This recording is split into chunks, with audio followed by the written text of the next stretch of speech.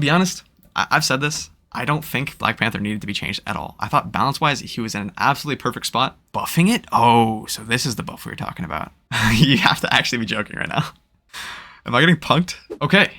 Guys, Season 1 is dropping on Friday, and we finally have the patch notes. Season 0 draws to close, analysis about it. Adjustments. Vanguard. Okay, this is important. Captain America has not gotten a win in GM yet, and I really want to get the Captain America win, so let's see what buffs will help me do that. Steve will receive some enhanced survivability. Reduce the delay time for shield restoration after releasing Living Legend from 3 seconds to 2 seconds. So you'll be able to bring your shield back up with the right click faster from before. That felt really bad on Captain America, so I'm really glad they changed that. Reduce Liberty Rush cooldown from 12 seconds to 10 seconds. That'll help us cooldown cycling a lot. He'll be able to use his dash for movement more. And then more base health. Reduce the energy cost for releasing Freedom Charge from 3400 to 3100. Okay, I think that means ult cost reduced, which means he'll get his ult more often, but they nerfed it a little bit from 110 to 100. That's fine. Yeah, so Captain America should be a good bit stronger. Doctor Strange, reducing the threat range and increasing the defense window of the Sorcerer Supreme. More damage fall off to his stuff. Decrease the shield value recovery rate after releasing Shield of the Seraphim from 80 seconds to 70 seconds. Cool, I like that. Thor, the God of Thunder, could use some slightly increased survivability, more base health, and added immunity to control effects during God of Thunder. So he can't get stunned out of ult, that's pretty big. Banner, reduce the indestructible guard gamma shield value from 250 to 200. That's his shift, his shield. So they're giving it less HP. That's a pretty big nerf. With increased survivability and the threat of his ultimate ability, the symbiote menace will strike fear into the backlines. Increased symbiote resilience, bonus health ratio, and more base damage of Feast of the Abyss. So all they did was buff his ult, I think? Doesn't seem... I thought they were going to increase his slow on his right click. Either way, I'm thinking about learning Venom, so buffs are good for that. But it looks like he'll get more health when he ults. Okay, are you guys ready? We're about to see the Panther changes, which we've already kind of gotten spoiled on, but here we go. Black Panther, we're slightly decreasing T'Challa's combat survivability. Reduce the additional health provided to self after refreshing Vibranium marks with Spirit Rend from 40 to 30, and the upper limit of additional health provided from 120 to 75. To be honest, I've said this, I don't think Black Panther needed to be changed at all. I thought balance-wise, he was in an absolutely perfect spot, and all they needed to do was kind of tone back the characters that were super strong, like Hela, Hawkeye. That being said, this nerf, while it does suck for his survivability, I don't think the bonus health he got from refreshing his Vibranium marks was the crux of the character. It was just a really nice thing that he had, but I don't think it's going to make or break his viability. You know what I mean? He's still insanely strong because of his dash. That's in his damage output.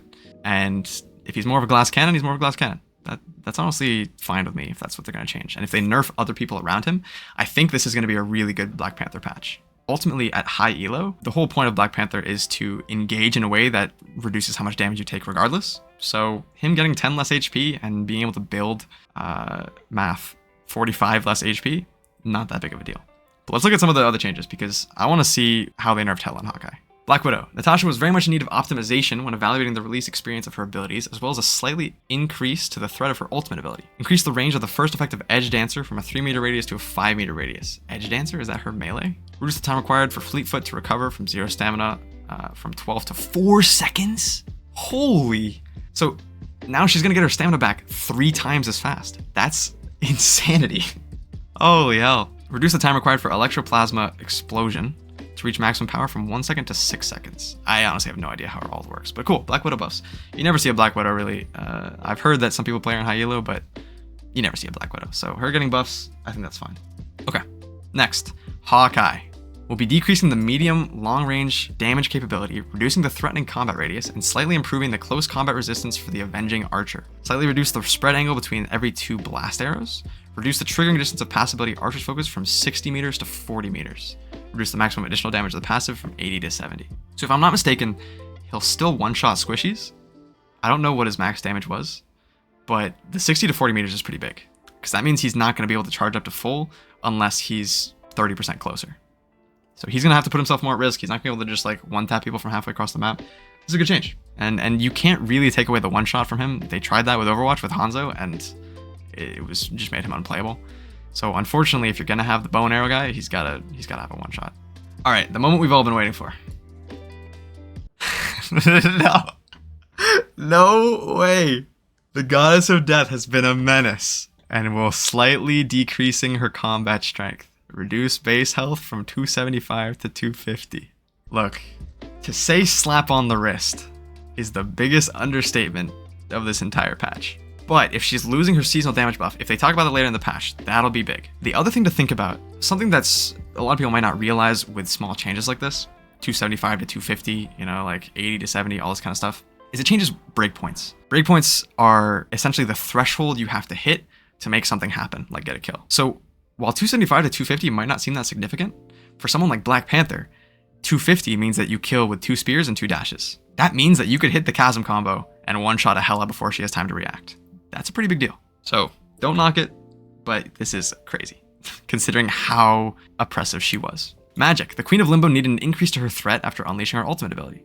Increase Umbral Incursion damage in Dark Child from 115 to 135. Yeah, she's pretty underwhelming. Good magics can get a lot of work done, but she's really tough. Moon Knight. The Hand of Khonshu will receive a slight increase to the threat, increase the number of talons generated from 10 to 14, so almost a 50% increase in the possible damage output.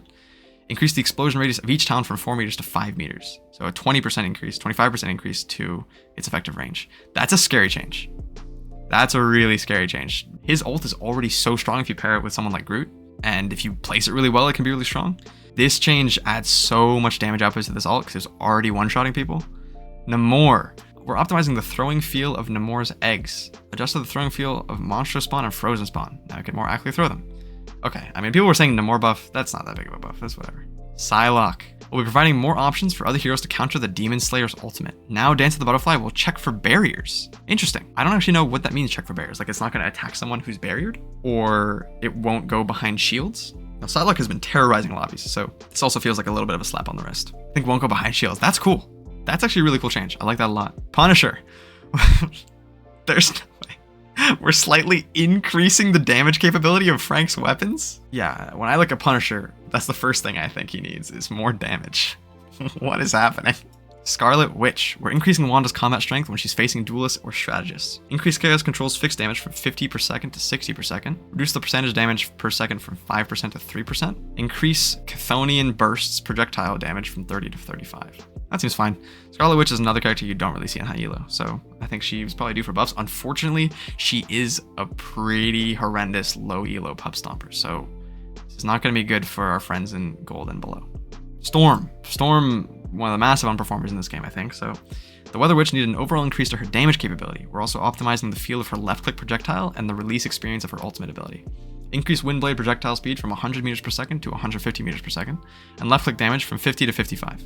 Increase Bolt Rush damage from 70 to 80. After releasing Omega Hurricane, the bonus health provided will be increased from 350 to 450. Moreover, following its conclusion, the extra health will no longer vanish instantly, but will instead diminish at a rate of 100 per second. So her ult's going to be stronger, she's going to be harder to kill in her ult, and she's going to do more damage. I think this is good. Squirrel Girl. We're increasing the threat of Doreen. Yeah, her ult sucks.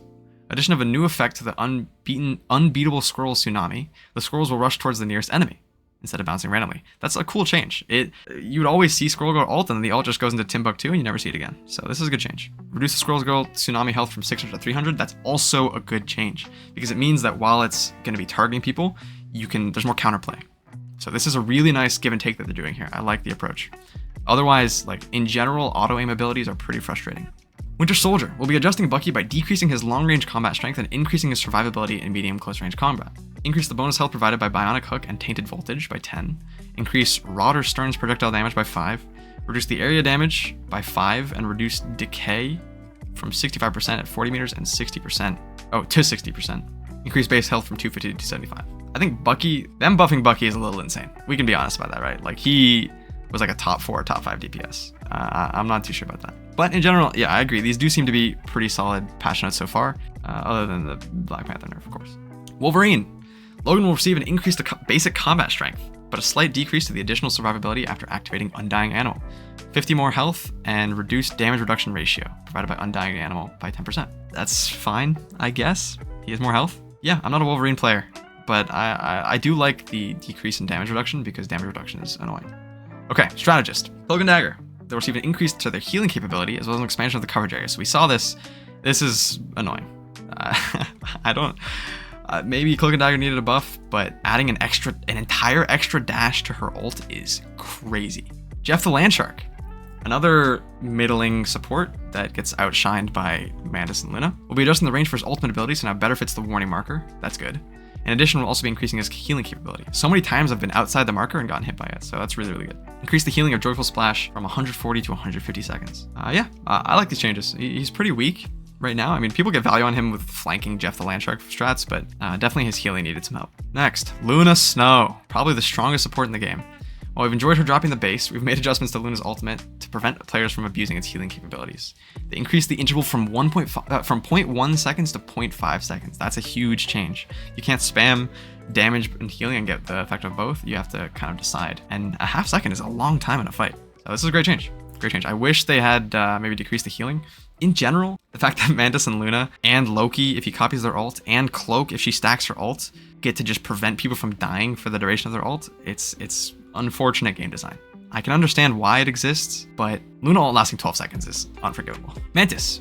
We'll be making Mantis feel a bit less fleet-footed, reducing her roaming support ability. Yeah, I like this. She's too fast. I think they're taking a conservative approach to nerfing, and they should. They should dial it in. That does mean that I kind of wish we had patches more often, but we'll take that. Rocket Raccoon. Rocket could use an enhancement to his healing capability, so they're increasing it from 60 per second to 70. I think that's fine. Is that it? Team-ups. Okay, here we go. So this is our seasonal buffs. So Hawkeye's bonus damage reduced from 20 to 15. Hela's reduced from 20 to 15. Luna Snow and Namor, they are buffing it? Oh, so this is the buff we were talking about. Frozen Spawn damage going up. Slow is going up. And Berserk State damage is going up. Are you kidding me? You have to actually be joking right now. Am I getting punked? Oh my god. Why are we buffing this team up? Yeah, you gotta wait them out or let your team kill them. I also think that as a Black Panther player, you will now get the absolute most value from banning Luna Snow. And that's good. People have been banning Luna Snow. That's really, really good for you because Namor's not gonna get this team up and you're not gonna have to deal with her ult. Okay. Rocket Punisher, reduce the cooldown of ammo invention from 45 to 40. 5 seconds, it's whatever. Scarlet Witch Magneto. Did anyone ever care about this? No one plays Scarlet Witch, but maybe now there's more of a reason. Projectile damage increased by 5, spell field damage increased by 5. This is cool though. Captain America and Thor having a stronger team up. I want to play more Captain America, so I like this. And that's it. That's all we got.